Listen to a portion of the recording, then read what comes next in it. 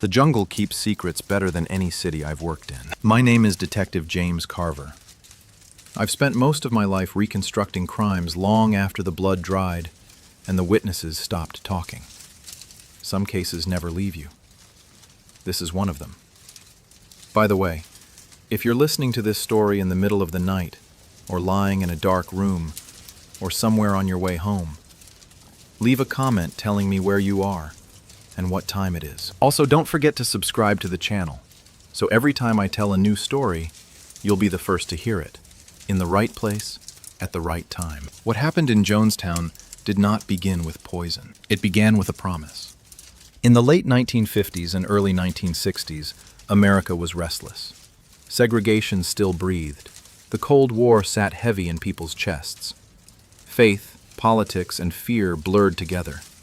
Into that uncertainty stepped a man named Jim Jones. Jones was not born a monster. That's important. Monsters who start as monsters are easy to spot. Jones started as a man who watched people closely and learned what they needed to hear. He spoke of equality, of racial unity, of feeding the hungry, of healing the sick. He mixed Christianity with socialism, charity with control. And for a while, it worked. The organization he built was called People's Temple. On paper, it looked like progress. Integrated congregations, free meals, drug rehabilitation, elderly care. People who had been ignored suddenly felt seen. They didn't join a cult, they joined a cause. That distinction matters. Jones demanded loyalty, but at first, it felt voluntary. He framed obedience as love, sacrifice as justice, doubt as betrayal of the greater good. When people questioned him, he reminded them of the world outside. Racism, poverty, violence. He didn't need to invent enemies. He just pointed at the real ones. Over time, his sermons changed tone. Less God, more Jones. He claimed miracles, said he could read minds, said he alone could protect them from a corrupt system that wanted them destroyed. Some believed, others pretended to. In groups like this, silence often looks like agreement. By the early 1970s, scrutiny followed him. Former members spoke out. Journalists asked questions. Allegations surfaced. Financial abuse, psychological coercion, staged healings. Jones didn't defend himself in courtrooms. He moved. The destination was South America, a small English-speaking country on the northern edge of the continent. Guyana. Dense jungle, weak infrastructure, a government open to foreign agricultural projects. Isolation disguised as opportunity. Jones sold it as a sanctuary, a place free from American hatred, free from surveillance, free from enemies. He called it Jonestown. Officially, it was the People's Temple Agricultural Project. Unofficially, it was an experiment in total control. The first settlers arrived to heat, mud, and mosquitoes. They cleared land with hand tools, built cabins from scrap. Food was scarce, medical care minimal, communication with the outside world tightly controlled. Jones rarely worked in the fields.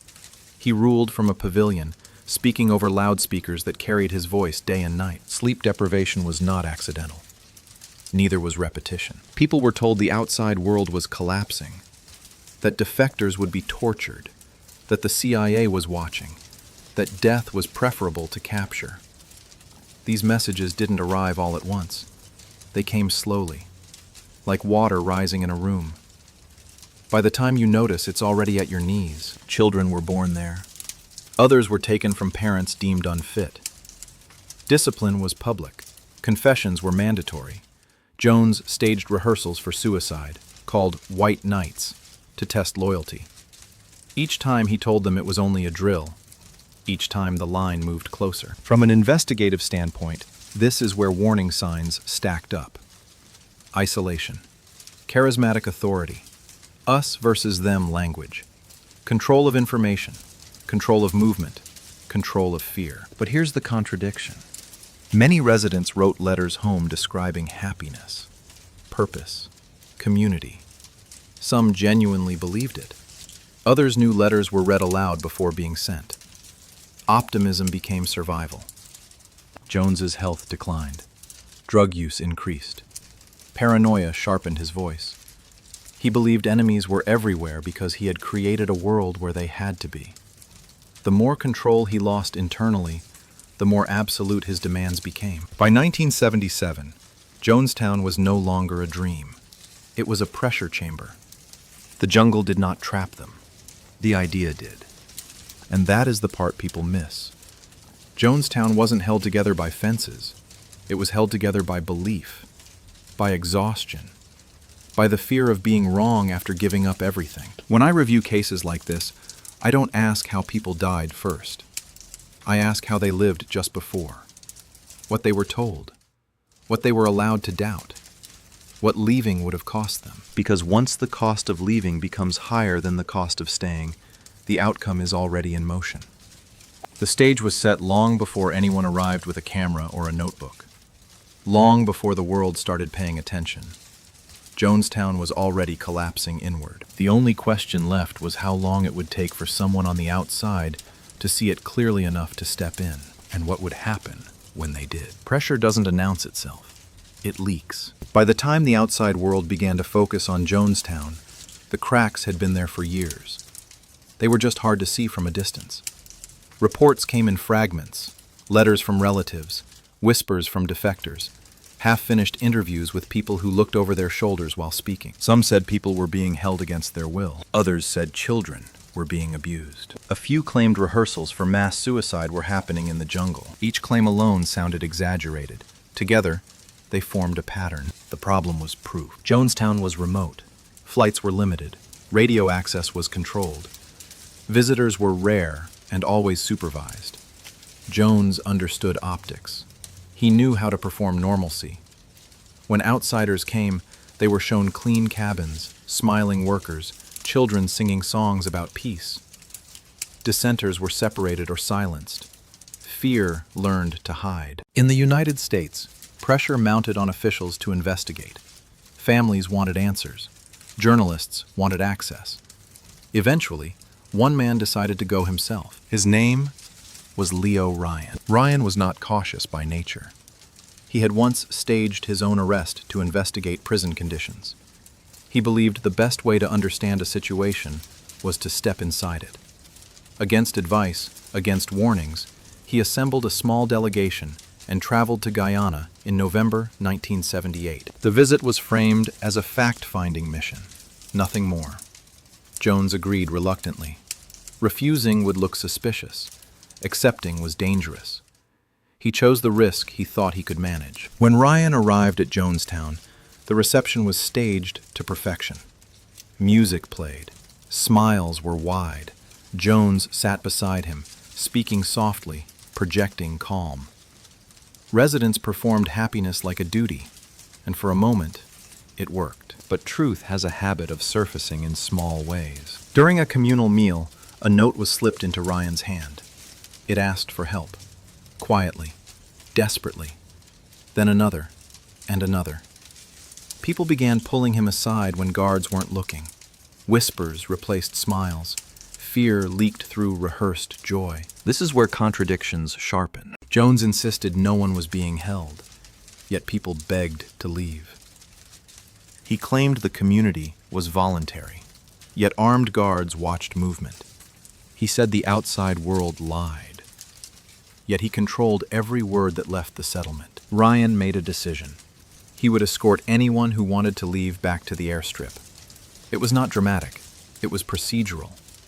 But in Jonestown, procedure felt like rebellion. Tension changed the air. Jones's tone hardened. He accused defectors of betrayal. He warned that leaving meant death outside the commune. Still, people stepped forward. Entire families, mothers, elderly men, children. For Jones, this was the fracture he feared most. Control depends on the illusion that leaving is impossible. The moment people see an exit, belief destabilizes. Jones understood that better than anyone. The delegation departed Jonestown the next day, heading for the Port Kaituma airstrip. Some members of the People's Temple went with them. Some hesitated until the last second. Jones watched them go. That moment matters. Because from that point forward, there was no restoring the illusion. The world was now physically present. Witnesses were leaving. The story was slipping from Jones's hands. At the airstrip, chaos replaced ceremony. As planes prepared for takeoff, armed men arrived. Temple members. Loyalists. They opened fire. Congressman Ryan was shot multiple times and killed.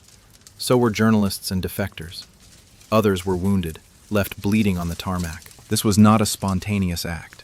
It required planning, weapons, orders, obedience. And once shots were fired, there was no going back. Back in Jonestown, Jones addressed the community. He did not frame what happened as murder. He framed it as inevitability. He said the outside world would retaliate, that soldiers were coming, that their children would be taken, that torture awaited them. He used fear the way a locksmith uses keys. He spoke of revolutionary suicide, not as despair, but as protest, as control over one's fate.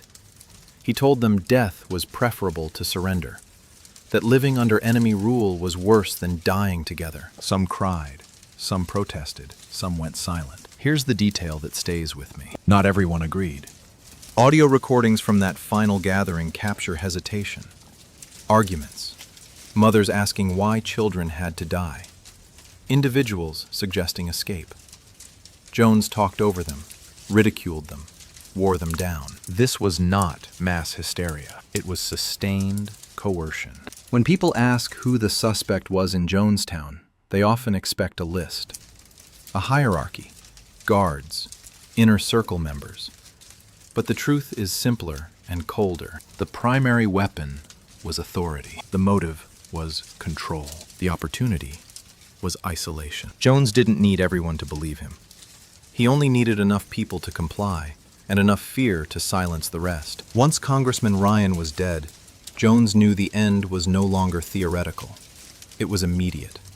The only question was whether he would lose power before dying or take everyone with him. That decision was made quickly. The jungle, silent as ever, waited. Final decisions rarely sound final when they're made. In Jonestown, the last hours unfolded without chaos at first.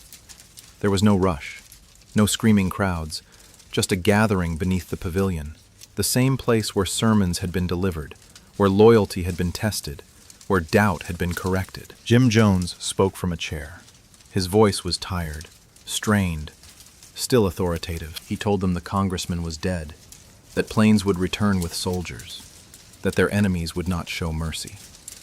He repeated the same ideas he had planted for years, only now, he said, the rehearsal was over. This was the turning point investigators look for, the moment when rhetoric becomes instruction. A vat was prepared, a mixture of flavored drink and cyanide. Nurses, trusted figures, stood by. Children were brought forward first. Parents were told this was mercy, that it would be painless, that it was love. Some parents resisted. You can hear it on the recording, voices breaking, questions asked. Jones responded with impatience. He told them fear was weakness, that hesitation endangered everyone. Applause followed his words, not because people agreed, but because applause had become reflex. Compliance does not always mean belief. Children were given the poison by adults. Syringes were used when they resisted. This detail matters because it removes the myth of collective consent. Many did not choose. They were overpowered by trust, authority, and exhaustion. Adults followed. Some willingly, some reluctantly, some after watching their children collapse. Guards stood watch. Escape paths were blocked. Those who tried to flee were shot. From a crime scene perspective, this was not suicide in the conventional sense. It was orchestrated death under coercive command. The presence of force changes everything. Jones did not drink first. He watched. That detail tells you everything about motive. He spoke until the end, reinforcing the narrative even as bodies fell around him. Control, to him, was not about survival. It was about authorship. If the story ended, it would end in his voice. When it was over, More than 900 people were dead. Jones was found with a gunshot wound to the head. Whether he fired it himself or ordered someone else to do it remains debated. In cases like this, the distinction is almost meaningless. His intent was already complete. Investigators arrived to a landscape that looked unreal. Bodies arranged where they fell. Children beside parents, cups scattered. The jungle pressing in, indifferent. There was no struggle with an outside force. No final battle. Just the quiet result of a long manipulation. People ask why no one stopped it. The answer is uncomfortable. Because from the inside, it didn't look like a sudden event. It looked like the last step in a path they had been walking for years. Each compromise had been small, each silence justified, each fear explained away. By the time the poison appeared, resistance felt pointless. Cases like Jonestown challenge our understanding of responsibility. Who is guilty when belief is weaponized? Who is innocent when obedience becomes survival? Jones engineered the environment. Others enforced it. Many endured it. The jungle did not kill them. The idea did. And ideas, once fully believed, are harder to escape than fences. When I close a case file, I usually look for resolution. An arrest. A conviction. A sentence that pretends to balance the scales. Jonestown offers none of that. Jim Jones died the same day as his victims. There was no trial. No cross-examination. No moment where he had to listen to what he'd done. The people who enforced his will were either dead or absorbed back into a world that struggled to understand them. What remains are questions that don't age. How much power can one voice hold over many? At what point does belief become a cage? And how far can ordinary people be pushed when fear replaces choice? I've studied crimes driven by greed, rage, jealousy. Jonestown was driven by certainty, by the conviction that one man knew the truth and everyone else was expendable. That kind of certainty is dangerous. It doesn't argue. It doesn't doubt. It doesn't stop. When people listen to this story, they often ask what they would have done. I don't answer that question easily, because most people don't fall all at once. They slide. They adapt. They stay quiet one more day. Justice in this case was never delivered, but truth was. Slowly, painfully, through voices that survived long enough to speak. And maybe that's the only justice available here. Not punishment, but remembering. Because forgetting is how it happens again.